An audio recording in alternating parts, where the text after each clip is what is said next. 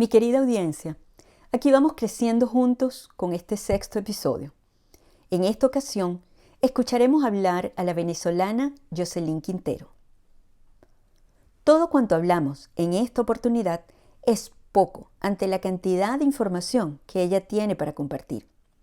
Si desean, pueden revisar abajo en la descripción, comentarios, para que encuentren los enlaces que los dirige a las redes, páginas y libros de Yoselyn.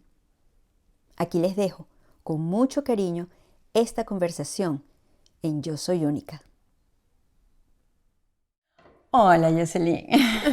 Estoy feliz que podamos tener esta conversación, que para mí es tan importante abarcar todos los temas posibles para esas mujeres a las que yo les quiero hablar y que les quiero comentar cómo ha sido mi proceso. Y dentro de esos procesos, el mío con el dinero no ha sido tan fuerte. Okay. Pero sé que ese es un tema también. Uh-huh. Y yo sé que eso más o menos es tu especialidad. Me parece como que especialidad es como decirlo, no bonito, pero es tu área. ¿Okay? Bueno, es mi especialidad y mi misión. Ah, mira, así es. Yo quiero hacer una advertencia para las personas que están solamente por podcast y no están viendo las imágenes. Eso que está sonando por ahí es mi perrito, que nuevamente está invitado aquí a este material y él necesita hacerse sentir.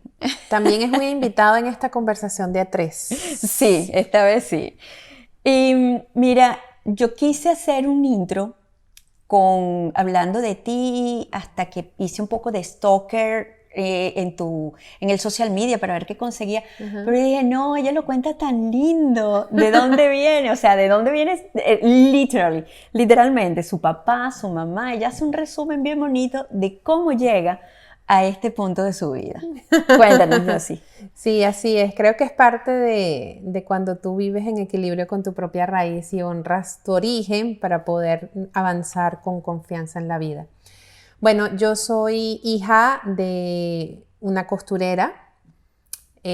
Toda su vida fue costurera y de un camionero que toda su vida fue camionero. Ellos, ellos se asentaron en uno de el segundo barrio más pobre, entre comillas, porque eso es un concepto que yo lo tengo reordenado, más pobre de Caracas, de los Flores de Catia. Y pues, bueno, yo soy la tercera de 3 hijos. Y cuando yo tenía 5 años, pues mis papás decidieron divorciarse. Y pues bueno, dentro de todo eso estaba, por un lado, la dinámica de, bueno, papá que había tomado una decisión importante en su vida, mamá que no necesariamente entendía la decisión que él estaba tomando y que además ella también estaba llena de muchos miedos porque, bueno, eran sus 40, ella tenía en ese momento 40 años, había en ese momento unos conceptos de una mujer de 40 años que no son ni de cerca los que hay ahorita, y además, bueno, en realidad entre los dos sostenían los gastos de casa, y ya la salida de papá implicaba una crisis no solamente a nivel personal de mamá, sino también a nivel financiero. Yo recuerdo claramente que muchas de las conversaciones nos giraban en torno a lo que puede relacionarse con nosotros, sino a el dinero que falta, el dinero que deberías darme, el dinero, la manutención, el dinero que no tengo. Y aunque dentro de la dinámica familiar cada quien lo percibió de una forma diferente, para mí todo era como que el dinero, ¿no? Yo escuchaba con el tiempo, dinero, dinero, dinero, dinero, dinero, dinero. A lo mejor nací con ese filtro ya, ese filtro perceptivo que me permitía a mí identificar el tema de dinero en la vida de la gente, y a partir de ese momento yo dije, oye, mira, pienso que el dinero tiene un rol importante en la vida de la gente. Me di cuenta muy chiquita que la gente aparentemente se casa por amor, pero cuando se divorcia es por dinero. Sí. Y dije, pues bueno, yo siento que este tema es importante para tocarlo en mi vida. En ese momento lo pensé, de hecho en ese momento yo dije, yo quiero de grande aprender a manejar el dinero, porque no quiero que estas cosas me pasen, no quiero que el dinero me haga sufrir, ni tampoco yo quiero estar o no estar con alguien por dinero. Y bueno, y la vida me fue llevando por esos caminos. De hecho, yo desde muy niña ya yo vendía cosas, ya yo vendía en el colegio, ya yo había aprendido cosas interesantes con las ventas que hoy en día se lo escucho a estos gurús y digo, pero si esto yo lo hacía de niña. Imagínate qué interesante. Y a los 16 años, saliendo yo ya del liceo de secundaria, yo me saqué el bachillerato en administración. Yo entré a trabajar en la banca corporativa de uno de los bancos más importantes de Venezuela.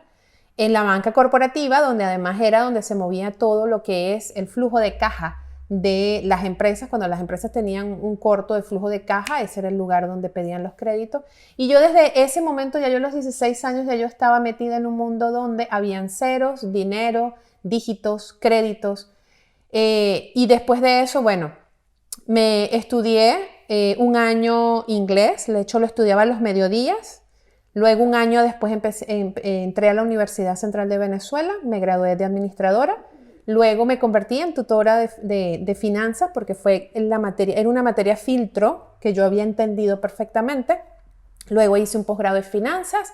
Luego me convertí en consultor financiero de un sistema llamado SAP, que es el que utilizan las empresas multinacionales.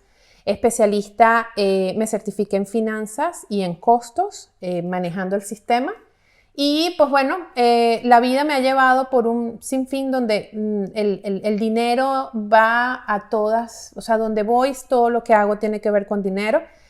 En algún momento decido migrar aquí a Bélgica, hago un plan completo, 2 años planificando mi proceso migratorio. Entro en Bélgica haciendo una maestría en gerencia de información de negocios y al año ya entro como consultor senior de procesos de negocios para Deloitte. Entonces, en ese momento, no fue sino hasta ese momento que me di cuenta que había cosas bien interesantes dentro de mi camino. Por ejemplo, ese brinco directo desde Los Flores de Catia hasta Brujas en Bélgica. El darme cuenta que estaba en un contexto diferente, llegué a un país desarrollado por la puerta grande y con mis propios recursos y sentí en ese momento que yo podía ser una cara visible de lo que puede ser posible cuando nosotros tomamos las decisiones correctas, congruentes y además tenemos un plan marcado que no es rígido, pero que nos permite a nosotros avanzar. Y pues bueno, y a partir de allí entré en esta pasión de darme cuenta que existía cosas que la economía no podía explicar, ya yo lo sabía. Yo decía, la economía no puede explicar mi progreso, no hay una forma de describirlo y no es sino hasta el 2011 más o menos que me voy dando cuenta que existen ciencias que ya hoy en día pueden ir validando cosas que yo viví, que sé que funcionan.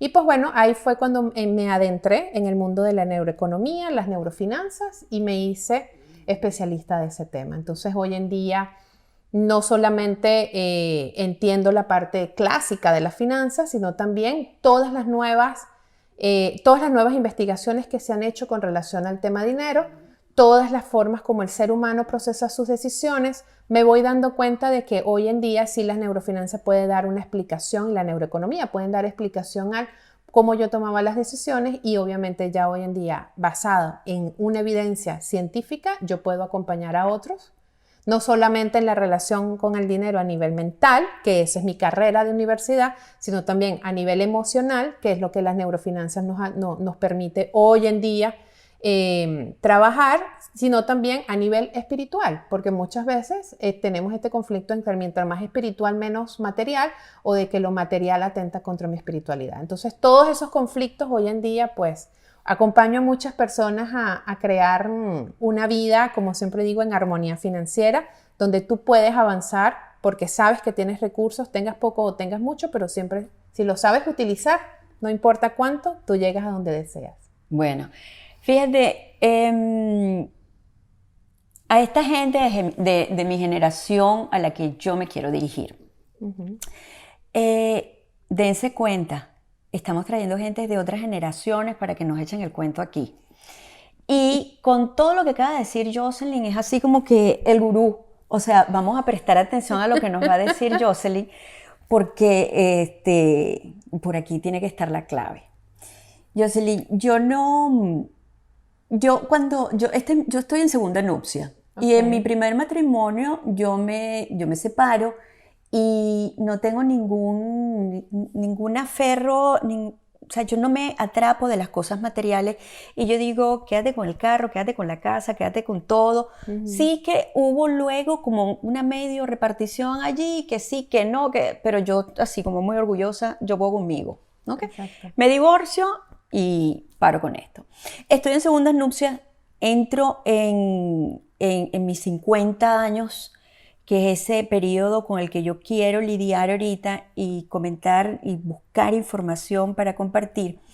Y estoy casada con un holandés que ahí estamos como que en la lucha entre, estamos dentro del patriarcado, del matriarcado, o sea, ¿quién es el que va a ganar aquí? Evidentemente es él el que sostiene económicamente la casa, pero yo vengo con un algo ahí que va diciendo todo el tiempo, tienes que ganarte tus propios reales, tienes que ganarte tus propios reales. Hay mujeres que están en la misma situación que yo, hay otras que están divorciadas, tienen más o menos esa misma edad que yo, están o en el climaterio, están dentro de la menopausia, en el proceso mismo, o ya lo pasaron y ya como que están más fáciles y tal. Pero a todos nos toca el temita del dinero. Claro. Y muchas veces nos preguntamos, bueno, es que el punto es, o nos decimos, yo lo que quiero es mi independencia económica. Puedo estar casada o no, él puede estar apoyándome financieramente o no, pero yo quiero mis propios reales. Ok. Eso está bien que nos los propongamos a ese nivel de conciencia, de espiritualidad, de mentalidad, de emociones. ¿Qué es eso de la independencia? ¿Por qué queremos ser tan independientes? Siento que esta generación en particular está buscando una independencia como forma de ser leal a un mandato de la generación anterior. Porque la generación anterior, es decir, aquellas mamás que tienen hoy en día 70 años, 80 años, crecieron en entornos donde ellas no tenían poder de acción. Y no tenían poder de acción porque ellas estaban dedicadas a casa.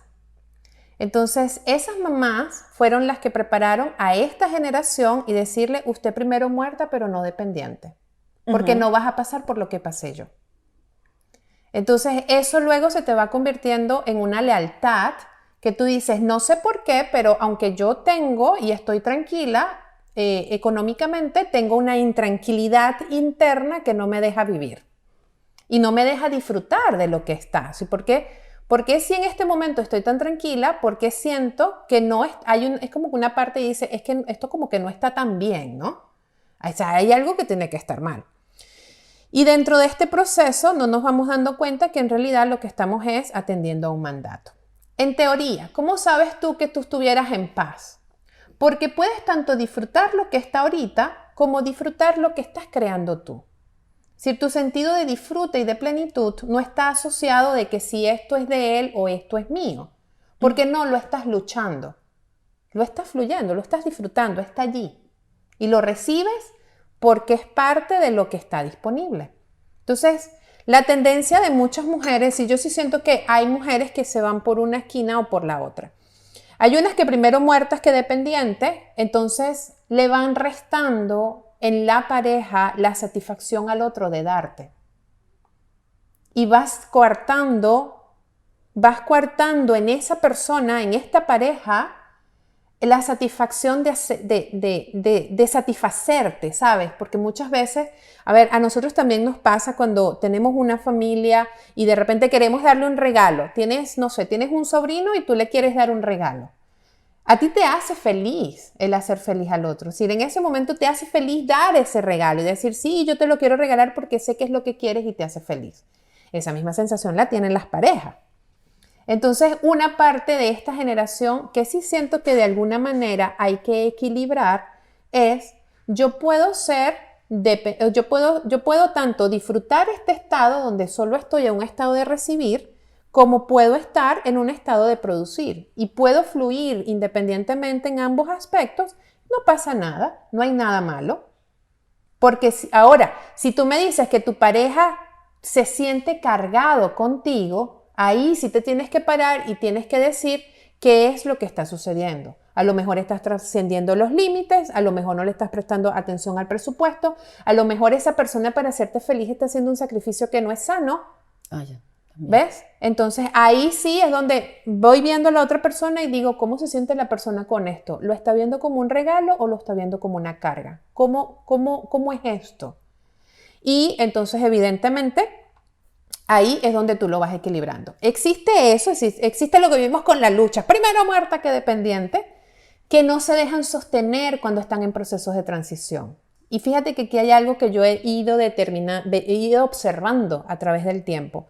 Cuando las mujeres estamos en un proceso de transición, estamos como otra vez en un proceso de parto, nos estamos pariendo a nosotras mismas y estamos en un proceso donde lo mejor es ser sostenidas, porque no estamos claras, no sabemos qué es lo que queremos hacer, estamos en medio de una crisis, nos estamos reinventando, o sea, lo que sea, pero está bien ser sostenidas y hay que recibirlo porque es parte de lo que nos permite a nosotros estar tranquilos para lo que viene después.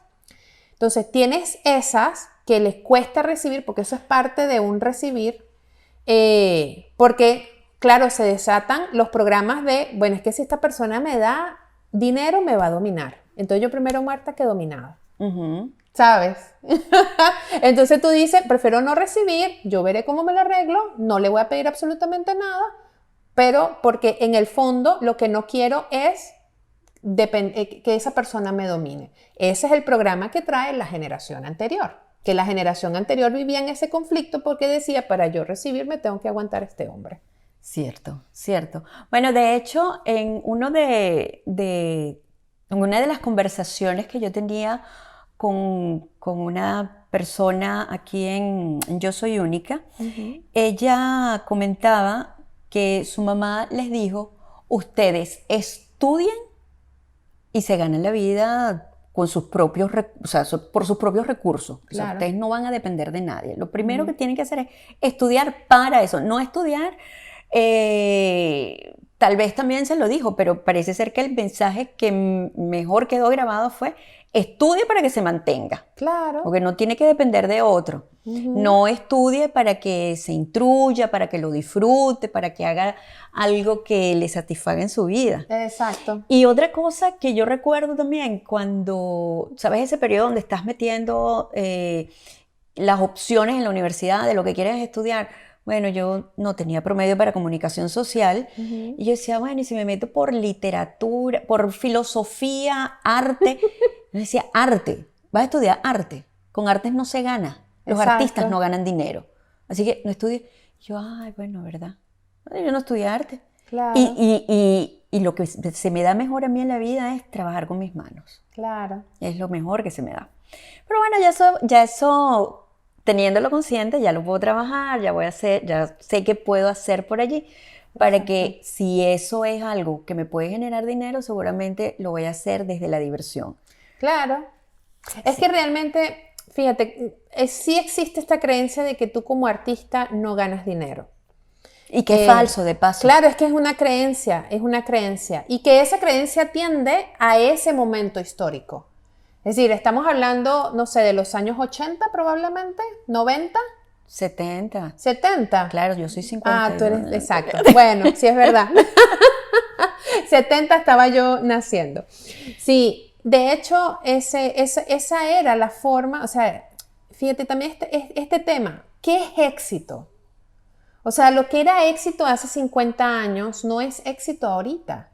Entonces, el éxito, y esto forma parte de los programas genéticos que nos vamos transmitiendo de generación en generación.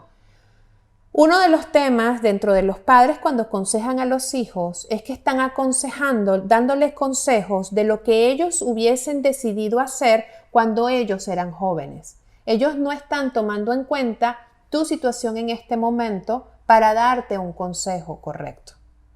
Entonces, muchas veces, y eso también forma parte de psicología, hay muchos padres que se autorrealizan a través de sus hijos. Entonces, yo te voy a dar a ti lo que yo nunca tuve. En realidad, no tiene nada que ver. Es decir, más bien, yo me voy a dar a mí lo que yo nunca tuve para que tú aprendas a darte a ti lo que tú quieras. Esa sería la mejor manera. Esa sería la mejor manera. Entonces, eso también ha sido algo que, bueno, que obviamente hace 50 años pues no existía, eso no eran temas que se tocaban, lo importante era trabajar para ganar mucho dinero y en ese momento quienes escalaban o quienes tenían una vida de calidad eran las personas que tenían una carrera universitaria. A mí también mi mamá me lo dijo. Mi mamá me dijo, usted estudia, y creo que me lo decía como que cada semana.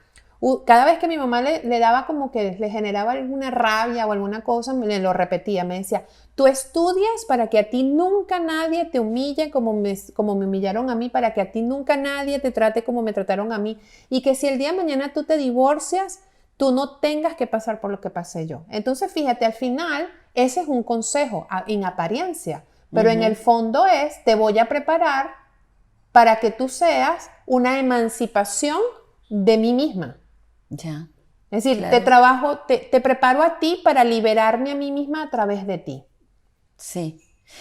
Es que hay tantas cosas que involuntariamente, desde el amor de padres, nos dijeron que se quedaron ahí como que guardadas y es una cosa que tú no sabes decodificar hasta que viene un experto y te va diciendo y te va abriendo los ojos y más o menos eso es lo que tenemos ahorita.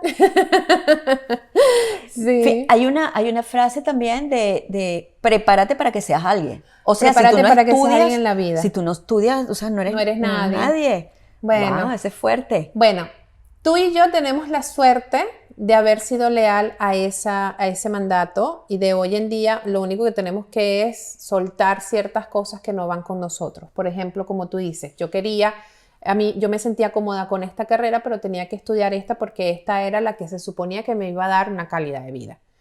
Bueno, no tienes idea de lo que es trabajar con gente que nunca pudo estudiar.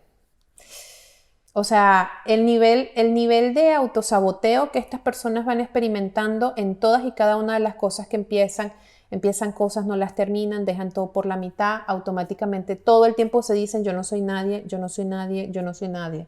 Les cuesta mostrarse, les cuesta crear, les cuesta arrancar iniciativas porque el programa que tienen inmerso es que yo no estudié y yo no soy nadie. ¿Quién me va a creer a mí, yo que nunca estudié?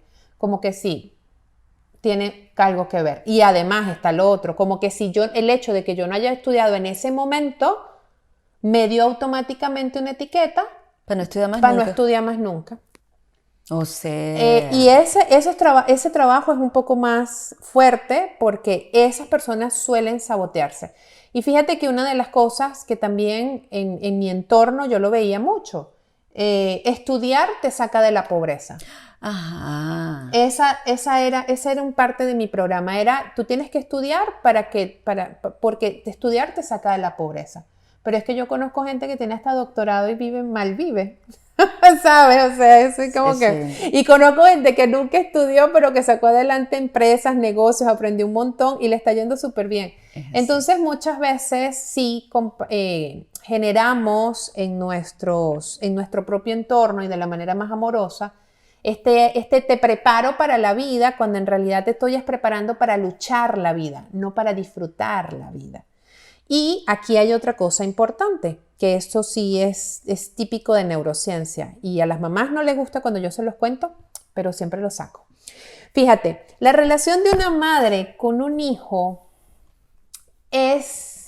toda madre está desarrollada biológicamente para la sobrevivencia de su hijo. Uh-huh. Es decir, el trabajo biológico de mamá es que su hijo viva. Es decir, es garantizar la vida de esa personita que llega a través de ella. Okay. No es de ella, llega a través de ella. ¿Qué pasa? Todos los consejos que mamá siempre va a dar van a estar orientados en ayudarte a garantizar tu sobrevivencia. Ajá. Entonces de ahí viene el tema, tú estudias una carrera para que tú seas alguien en la vida, tú estudias esto para que ganes bien, tú haces tal cosa para que tengas éxito, pero nunca nadie te pregunta, Caribey, ¿qué te hace feliz? Pero ¿y los papás? ¿Qué hacen los papás? Que este no es tema, aquí estamos hablando básicamente del tema de mujeres, sí. Pero vamos a hacerle un paréntesis, ¿qué dicen ellos?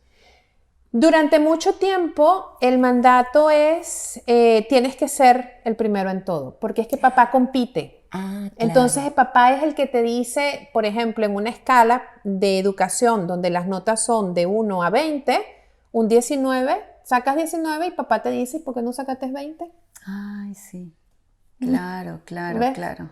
Entonces papá te enseña que realmente debería de enseñarte a ser productivo, a aprender a mostrarte, es decir, a avanzar desde quién eres, te enseña a avanzar desde lo que te falta. Claro. Entonces yo que no saqué nunca 20, saqué 19, o que de una nota del 1 al 10 nunca saqué 10, saqué 9. Yo que, bueno, que no pasé esta materia, entonces mamá dice, espérate que venga tu papá para que te regañe. Entonces, Ajá. eso es una de las cosas que también el tema, porque además en el caso de papá, que el trabajo de papá es disciplina y estructura, papá ha sido más bien dominio y sometimiento. Cierto, claro, Entonces claro. tú a papá no le tienes amor, le tienes miedo y respeto, pero más miedo que respeto. Fíjate, por otro lado, de esas cosas que se nos van quedando en el inconsciente y los patrones que nosotros nos vamos armando allí sin saberlo, Ujú, hay mucho. Yo pienso que más la generación de mis padres, ellos recibieron mucha información desde los refranes. ujú, Pero nosotros recibimos partes de refranes y partes de creencias, y dentro de los cuales hay frases como ¿con qué se sienta la cucaracha? ujú, Hay que arroparse hasta donde llegue la cobija, ujú. los ricos están contados. Pero hay Pero un un montón. montón que nos condicionan el fluir Sí, emocionalmente y metálicamente fácil por la vida. así es. ¿Y qué hace uno con toda esa información? ¿Cómo me la arranco? Fíjate, aquí hay un sesgo cognitivo que se llama tendencia confirmatoria. ¿Qué es una tendencia confirmatoria? Una tendencia confirmatoria es llamémosle una trampa de la mente de confirmar aquello que tú aceptas como verdad. Ujú. ¿Ok? Entonces, no sé, vamos a poner un ejemplo. Los ricos están completos. Tú de niña te decían, Caribe, los ricos están completos. Tú eso, como era una información que venía de mamá y de papá, es verdad absoluta. Eso no se discute. Porque además, tú que vienes las generaciones actualmente son un poco más abiertas a la argumentación, ¿no? Pero nosotros venimos de una generación donde lo que decía mamá y lo que decían papá era verdad absoluta. Y si tú lo discutías, te decía, yo soy tu madre, hazme caso. Ujú. Entonces tú aprendiste que eso es una verdad. Ya. Entonces, eso es lo primero. Es decir, los refranes, sobre todo si venían de mamá o de papá, no eran refranes, eran verdades. Y luego entonces a eso súmale el sesgo de tendencia confirmatoria, donde yo solo confirmo aquello en lo que creo. Entonces es cuando tú dices, ok, los ricos están completos. Bueno, entonces no importa cuántas historias de nuevos ricos estén apareciendo en la escena, tú solo sabes que los ricos están completos. Ya. Entonces vas a verlo como un esquema cerrado. Entonces de ahí es donde vienen muchos estos temas que la gente también se cree estas teorías conspiradoras y entonces los dueños del mundo y son una, Mm. y son una élite y son una secta o un grupo, un clan específico que son los dueños del mundo. Entonces yo digo, la verdad no. Entonces, ¿cómo resuelves tú eso? Bueno, eso lo puedes resolver de la manera como la ciencia lo ha hecho. Ese es el gran avance que ha hecho la ciencia en la evolución humana, porque el método científico ataca la tendencia confirmatoria. ¿Cómo lo hace? Supongamos que yo digo, bueno, mira, esta taza es de té, es de, no sé, de manzana, ¿ok? Alguien te dice, Caribe, esta taza de té es de manzana. Y tú dices, ok, lo primero que dices es, ok, supongamos que eso es mentira. Ujú. ¿Cómo puedo demostrar yo que esta taza no es de manzana? No es de té de manzana. Es decir, tú automáticamente estás tomando una afirmación y la estás convirtiendo en, ¿y si esto no fuera verdad? Ok. Eso se llama en el método científico la hipótesis nula. Hipótesis nula es lo contrario de lo que yo creo que es. Y mi trabajo dentro de toda una investigación científica es demostrar que la hipótesis nula es verdad. Es decir, me estoy contradiciendo a mi propia creencia. Entonces yo voy a investigar todo lo posible para demostrar que la taza no es de té de manzana. Y si me equivoco en la demostración de que la taza no es de té de manzana, si me equivoco quiere decir que entonces sí es de té de manzana. Okay. Sí, fíjate, es aprender a poner en contraposición o por lo menos plantearme alternativas contrarias a las que mi cerebro automáticamente tiene en la cabeza. Entonces, vámonos ahora al ejercicio de los ricos son completos. Mi hipótesis nula, ¿cuál es? Los ricos no están completos. Ajá. Entonces yo tengo que demostrar que los ricos no están completos. ¿Cómo demuestras tú que los ricos no están completos, Caribey? Bueno, tratando de hacerme yo rica también. Claro, estudiando la evolución de los ricos de la última era, me estudio a Mark Zuckerberg, me estudio a Jeff Bezos, me estudio a los dueños de Google y me pregunto, ¿ellos nacieron ricos? Ah, bueno, imagínate. Claro, entonces te vas dando cuenta de que estamos en una época, o sea que la generación de ser rico está asociado más a un logro personal que a una herencia familiar. Entonces ahí digo, mira qué interesante, estoy demostrando que los ricos no están completos. Entonces, demostrando mi hipótesis nula, que los ricos, que no es verdad que los ricos están completos, entonces yo resuelvo mi tendencia confirmatoria de creer esta generalización de que los ricos están completos. Y digo, mira que no es verdad.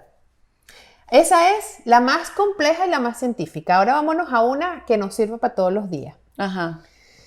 Supongamos otra vez que tú me dices, como me decía mi mamá también me decía esa frase. Mira, Jocelyn, los ricos están completos.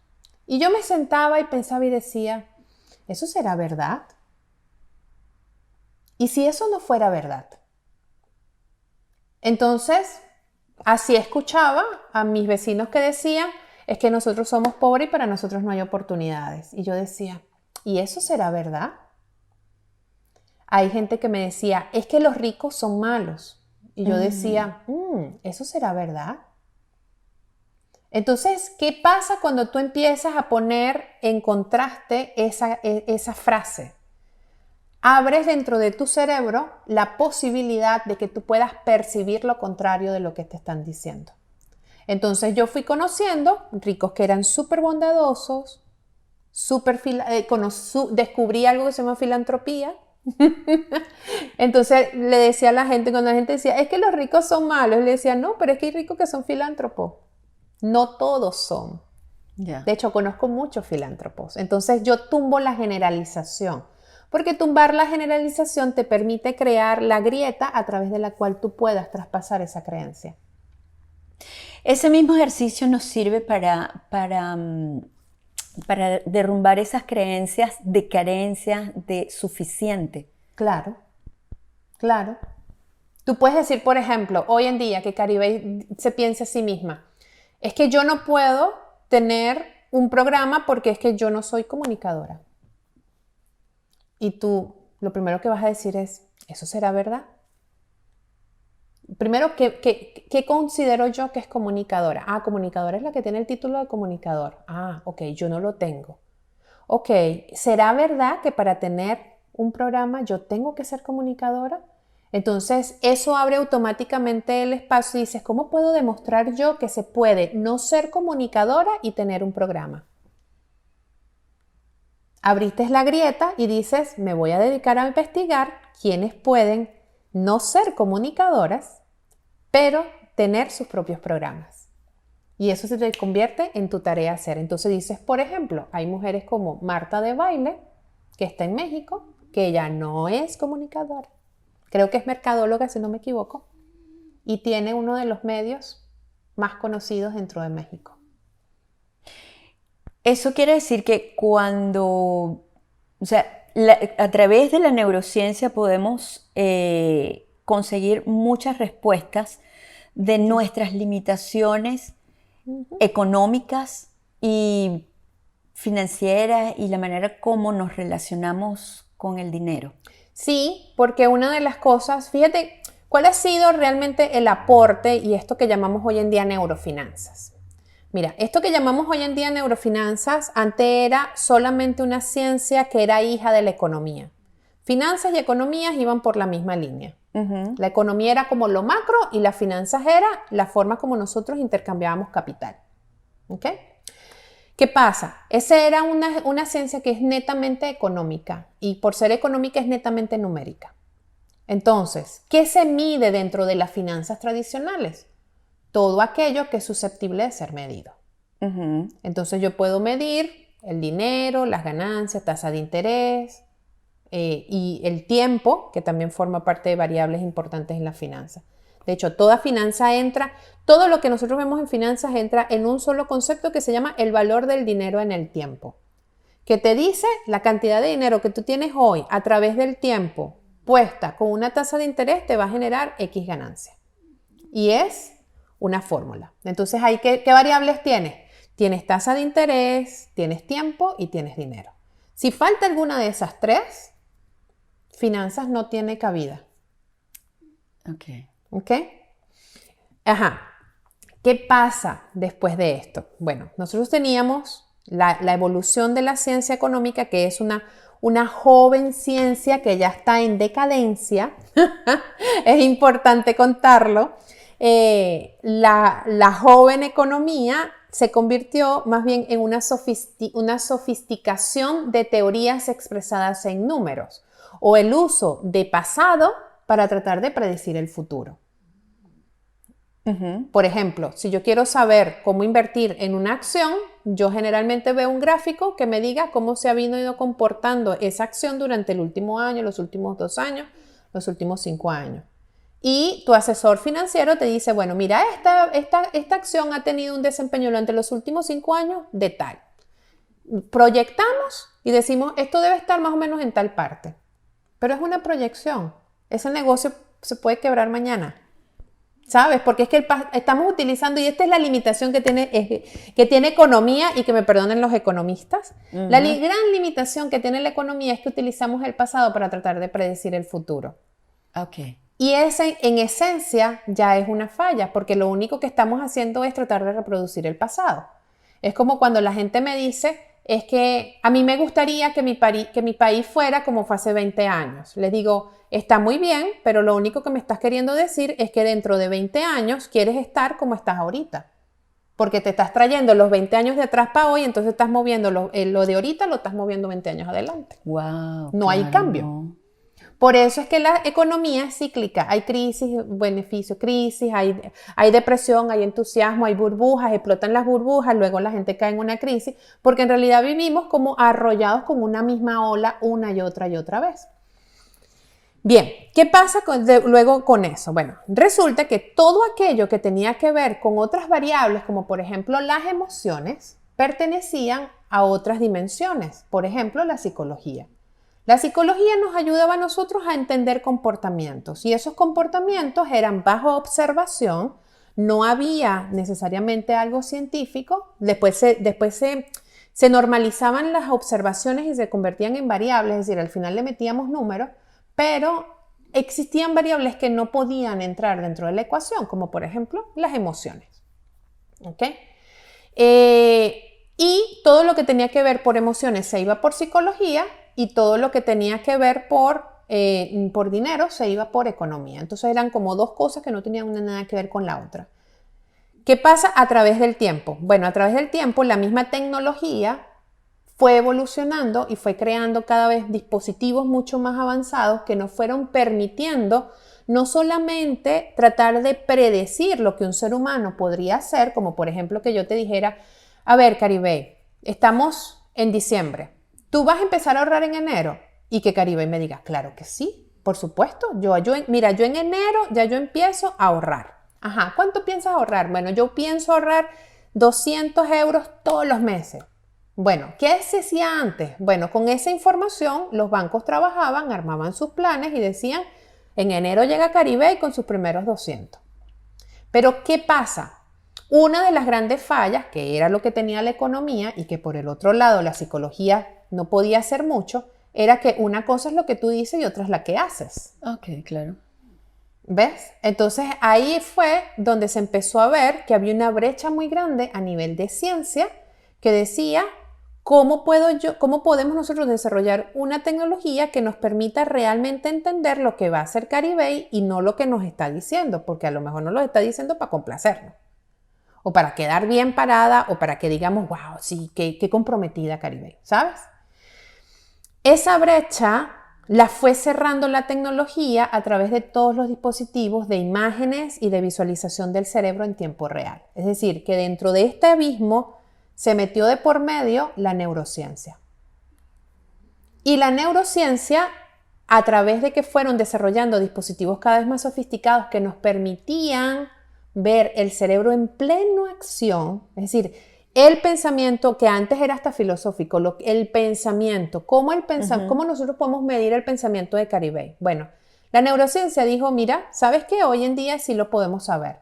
Podemos saber cuando Caribey está pensando en ahorrar, qué partes de su cerebro se están activando y si realmente esas partes del cerebro que se están activando están relacionadas con el comportamiento de ahorrar. Y entonces la neurociencia nos ayudó a ver la congruencia que hay dentro de ti. No, qué interesante. O sea, yo me siento así como que, yes, ganamos. Así es. Porque, claro, también al principio me refería a neurociencia en lugar de hablar de neurofinanzas, que es tu área. Exacto. Y entonces veo ahora como que, ¿y en qué momento se le ocurre a la gente de finanzas y de economía decir, bueno, vamos a meterle el neuro aquí a la cuestión? Sí. Porque de verdad que esto soluciona muchísimo. Claro, porque fíjate, la psicología, una de las primeras cosas, o sea, uno de los primeros caminos por los que se pudo ir fue una parte que inicialmente se llamaba psicología financiera, que era cómo entender cómo nosotros decidíamos y estas cosas, pero todavía era a partir de observación. No había una data que me permitiera ver el proceso en acción. Por ejemplo, la adicción a las compras se manejaba desde la psicología financiera. Luego de esto esto creó una nueva rama que se llamó economía del comportamiento, donde entonces podíamos hacer unos estudios un poquito más profundos con la forma como nosotros tomábamos decisiones. Entonces muchos de sesgos cognitivos fueron apareciendo a partir de allí. Entonces se explicaban cosas como, por ejemplo, Caribey se va a comprar Caribey se va a comprar un vehículo, entonces Caribey se va a comprar un vehículo que cuesta 30.000 euros, pero cuando Caribey se va a comprar el vehículo que cuesta 30.000 euros, le proponen y le dicen, ¿tú quieres un estéreo de última moda, súper avanzado? Lo único que tienes que agregar son 2.000 euros al costo de la camioneta. Por ese extra te cuesta 2.000, pero igualmente forma parte de la camioneta porque le llamamos full equipo. Entonces Caribey dice, ay sí, vamos a incluir eso. Y tú dices, perfecto, entonces la camioneta ya no cuesta 30, sino 32, tú le metes el crédito, compras tu vehículo y se acabó. Pero dentro de tu cabeza eso es el vehículo. Ajá. Diferente es que ahora Caribey va pasando por una calle y dice, oye, yo me voy a comprar un estéreo para mi casa. Déjame meterme en una tienda. Y Caribey ve entonces distintos tipos de estéreo para su casa, donde hay precios desde 500 hasta 2.000. Y Caribey ve el de 2.000 y dice, no, yo no voy a comprar eso para la casa, eso es muy caro.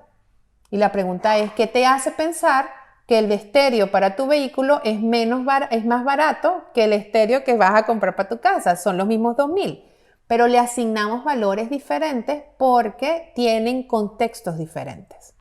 Esos son el tipo de cosas que estudia la economía del comportamiento, cómo nosotros tomamos decisiones y cómo nos hacemos trampa nosotros mismos para justificar compras innecesarias o el hecho de estar ciego ante contextos por el hecho de que están o en un lugar diferente o los patrones de comparación que estamos utilizando no son los correctos, porque el full equipo dentro de tu camioneta tú lo estás comparando con respecto a la versión básica de la camioneta. Ahora, lo que yo estoy viendo es que esta ciencia estaba más aplicada a utilizar estos recursos para optimizar ventas. Y ahora lo estoy viendo como una ayuda personal para que sepas cómo, por decirlo en cotidiano, cómo estirar el dinero, cómo hacerlo rendir, cómo optimizarlo, ¿ya?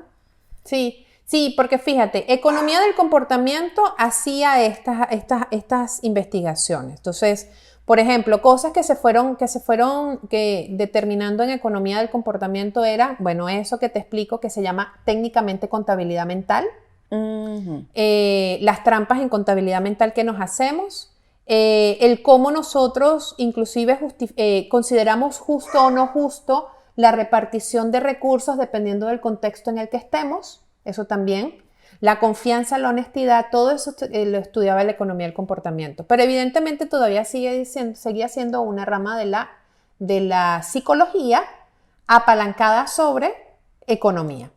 Pero todavía no era neurociencia, porque era un experimento donde yo espero cierto comportamiento, hacemos el experimento, analizamos el comportamiento y llegamos a conclusiones. Eso es psicología. Eso todavía no me dice si eso es así. ¿Qué pasa? Bueno, en el mismo momento en el que la neurociencia entra en el escenario y aparecen, no sé, están por ejemplo los dispositivos de los análisis PET, que son los positrones para estudio del cerebro, donde se va viendo la actividad cerebral en tiempo real en función de los disparos de oxígeno, de la carga de oxígeno que hay dentro del cerebro, porque las partes del cerebro que requieren más actividad en ese momento en particular se cargan más de oxígeno, entonces se podía saber cuáles eran las áreas que tenían más actividad ante una decisión. Esa es una de tantas. Wow. Sí. Entonces, esa como otros dispositivos se fueron haciendo. Entonces, los de economía del comportamiento dijeron, wow, qué interesante. Y si nosotros esas cosas que antes hacíamos, imaginábamos y luego medíamos, en lugar de observarlos, los metemos en una máquina de esta y vamos viendo la actividad neuronal, podremos saber si cómo esta persona está tomando decisiones en tiempo real, cosa que antes no se podía. Entonces, evidentemente ahí es donde aparece la neuroeconomía, que es esa actividad interdisciplinaria entre la economía, las leyes de la economía, con todas sus teorías. Ahora no es que nos las vamos a imaginar o las vamos a proyectar, ahora vamos a meterla en tiempo real con seres humanos en ese momento para ver exactamente si lo que la economía predice realmente se cumple o no se cumple. Entonces ahí se empiezan a caer un montón de cosas. Lo puedo imaginar. No te lo imaginas. Fíjate, por ejemplo, una de las cosas que se fueron determinando fue, en primer lugar, la economía, el estudiar economía te hace más tendente a la avaricia que cualquier otra cosa. Se hizo un estudio, por ejemplo, de estudiantes de economía en primer año, les hicieron como un estudio de ética y de valores y de muchas cosas, de valor humano y todo esto, su capacidad de colaborar y su capacidad de contribuir en el primer año. Y después lo fueron midiendo, al quinto año volvían nuevamente a hacerle los análisis y se dieron cuenta que el economista está formado para actuar egoístamente ante la distribución de los recursos y que su tendencia era la avaricia. Entonces, es de una u otra forma que existe este tema de Caribey, no vas a hacer lo que tú quieras, no vas a hacer lo que tú sientas bien, sino yo te voy a aconsejar para que hagas lo que mejor te convenga. Entonces, aprenden a pensar en términos de conveniencia. Eso es uno. Bueno, fíjate, tenías razón. Esa es una de que no me imaginaba que podría ser así. Sí, así es. Otra, por ejemplo, que se fue también entendiendo es que la calidad de las decisiones de directivos en cargos altos, mientras más salario reciben, menos objetivos son al momento de tomar decisiones. Es decir, existe un momento en el que ya el directivo deja de tomar decisiones en función del bienestar de la empresa y empieza a tomar más decisiones en términos de perpetuar su existencia dentro de la organización. Y empieza a ser capaz de lo que se tenga que hacer con tal de él estar allí. Ay, suena como Eso feo. suena complicado, pero también existen otras cosas como por ejemplo la existencia de mujeres dentro de las organizaciones van creando unos esquemas de crecimiento sostenible, cosa que no se podía, que no se podía saber antes. Antes tú decías, a ver, el mundo corporativo es un mundo de hombres y los hombres compiten y si tú compites ganas y mientras más mientras más arañas y dientes eches, tú vas a crecer. En realidad esos no son crecimientos sostenibles, son crecimientos violentos inclusive dentro de la misma organización. La incorporación de la mujer genera dentro de la organización una capacidad de crecimiento sostenible donde no necesariamente van a crecer más rápido, pero donde todas las áreas de la organización pueden llegar a un mejor equilibrio. Otra cosa también importante que se descubrió en los procesos de inversión, las mujeres somos mucho más eficientes en los procesos de inversión que los hombres. Ah, mira. Se hizo un estudio de hombres y mujeres invirtiendo en la bolsa de valores y una de las cosas que se descubrió es por tener la mujer una característica de prudencia que muchas veces el hombre no tiene.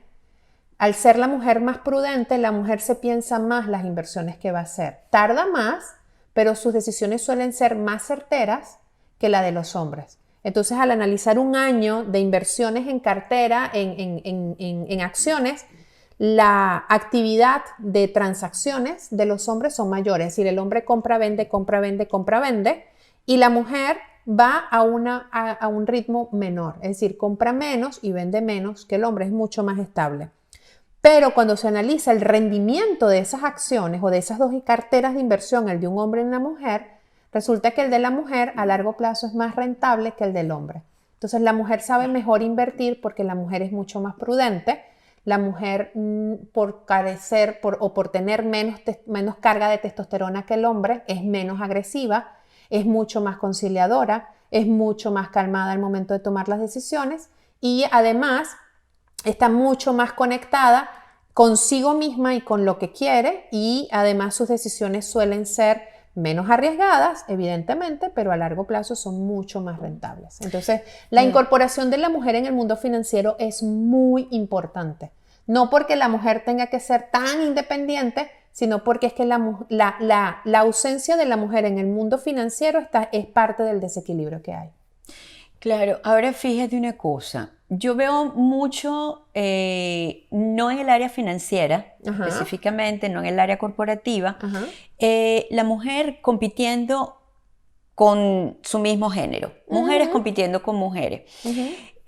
También escuché en una ocasión en un podcast de Erika de la Vega, tenía una invitada donde ella comentaba que habían hecho una planificación dentro de una reunión de negocios donde las mujeres empezaban a apoyarse entre ellas porque podría pasar, llegó a pasar situaciones donde esta mujer comentaba una buena idea. Dentro de la reunión nadie le prestaba atención a la buena idea, la robaba un hombre y otro hombre lo apoyaba y decía, la idea de este hombre, que es muy buena, eso vamos a tomar acción de eso. Así que ellas se pusieron de acuerdo y en apoyarse, en decir, la próxima vez que tú hables y tengas una buena idea, vamos a decir, fulanita de tal tuvo esta buena idea, vamos a trabajar en función de esa buena idea, si les parece, y si otro quiere llevarse el crédito, es decir, esa es la idea de darse ese apoyo. Pero ¿es real eso dentro del mundo corporativo, las mujeres apoyándose o realmente están en competencia?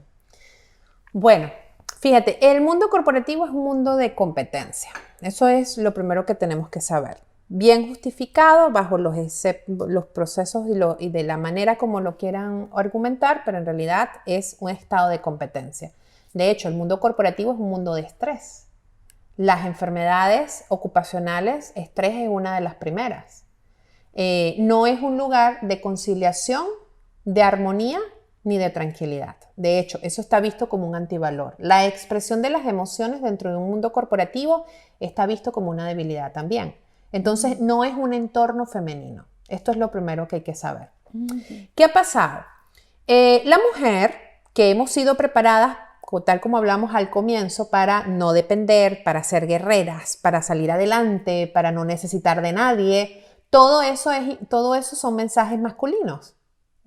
Porque la mujer no es así. Si la mujer no es cazadora, la mujer es agricultora. Entonces nosotras vivimos en manada, como las elefantas. Si somos exactamente de esa manera. ¿Qué pasa en el mundo corporativo? Fíjate, en el mundo corporativo las mujeres han tenido que negociar su feminidad para poder para subir la escala corporativa. Entonces, cuando tú te consigues a una mujer que sale adelante en un entorno corporativo, te vas a dar cuenta de que es una mujer totalmente masculinizada. Es una mujer que es dominante, muy lejos de lo que es la feminidad. De hecho, ¿cómo lucen las mujeres en el mundo corporativo? En pantalón, vestidas de negro, con traje, el cabello corto y zapato plano. Es así como tú ves a una directora de un área, a una gerente grande, a una gerente general. Poco maquillaje, sobre todo en Europa se ve muchísimo. Aquí cuando yo empecé a trabajar en Deloitte, yo era realmente casi que un pavo real delante de todas ellas. Porque todas estaban de cabello recogido, sin maquillaje, zapato plano, todas en pantalón. Y no había ningún tipo de esa esencia y de esa gracia que es de mujer. Entonces, claro, además te creas una coraza de que tú eres más arrecha que los mismos hombres. Entonces tú te terminaste convirtiendo en un hombre más hombre que los hombres que están dentro de la corporación para poder escalar. ¿Qué pasa? Una de las cosas que pasa con muchas mujeres en este proceso es que son mujeres que empiezan a desarrollar enfermedades como la esclerosis. Porque ¿qué es la esclerosis? Es el entumecimiento de tu propio cuerpo. La fibromialgia. La fibromialgia, los quistes a nivel de útero. Además, todo esto está relacionado con el aumento de testosterona en la mujer. Claro, la mujer se cree tanto el ser la más guerrera y la más fuerte y la más dominante dentro del espacio que terminó convirtiéndose en un hombre. Entonces, esto por un lado y por el otro. Entonces, claro, esta mujer realmente no es femenina. Esta es una mujer masculinizada. ¿Ok? Si además de eso, tú le sumas el hecho de que a lo mejor nos podemos poner todas de acuerdo, un poco de mujeres guerreras, que nadie nos controla ni nos domina y que nosotros vamos a imponernos, entonces, claro, por supuesto, somos una tribu de amazonas, guerreras, una más arrecha que la otra, y estamos compitiendo con el hombre, no estamos trabajando con el hombre. Sí. Y aquí hay un problema importante dentro de todo esto, que lo veo mucho en el tema del empoderamiento femenino, el ser una mujer, que esto no puede ir en contra del hombre, porque estamos haciendo lo mismo que de tanto estamos criticando. Es decir, yo no puedo opacar la opinión del otro. Más bien el proceso está en qué me estoy creyendo yo cuando yo entro a una sala de junta. Y fíjate que esto fue una cosa que yo lo aprendí en mi propia experiencia, porque además siendo consultor, imagínate tú, yo, consultor financiero, trabajando con directores financieros y además recomendando y sugiriendo lo que se tiene que hacer, yo realmente he estado en entornos donde mi palabra prácticamente es la ley. Porque yo soy la experta. Y sí aprendí que hay muchas mujeres muy preparadas, pero que todavía no se sienten ellas mismas en ese estado de equilibrio con lo masculino. Están todavía en la lucha con lo masculino. En yo soy más arrecha que tú, yo soy más inteligente que tú, yo tengo tantos títulos que tú. ¿Por qué tenemos que entrar en la lucha? Porque no podemos utilizar lo que sí se nos da natural, que es la colaboración, Y a partir de allí, crear un espacio donde, mira, sí, podemos ser competitivos de aquí para afuera si te da la gana, pero en este entorno somos colaborativos porque todos somos parte de lo mismo. Entonces nos apoyamos todos como somos. Y yo me fui dando cuenta porque en realidad yo nunca me he sentido en desventaja en el mundo corporativo. Jamás me sentí en desventaja. Es decir, yo más bien, una de las cosas que pasaba era que los hombres validaban mi palabra. De hecho, me hice consultora en función de eso. Es decir, los mismos hombres me validaban. Pero la primera que se lo creía era yo. Es decir, yo nunca estuve en guerra con ellos. Éramos la misma manada. Y mi trabajo era traer lo femenino, lo conciliador, lo tranquilo, además el fluir, el disfrute, el vamos a pasarla bien dentro de este espacio. Y ellos aprendieron cosas que nunca se lo hubiesen imaginado. Claro, qué hermoso. Mira, Jocelyn, el tiempo se nos va agotando y yo estoy feliz de esta última parte que estás comentando porque es el cierre perfecto para validarnos y decir que la autoestima es bien importante en nosotros para sentirnos únicos, irrepetibles, individuales, que tenemos cada quien en su propio ADN y que desde nuestro ser es que podemos ser.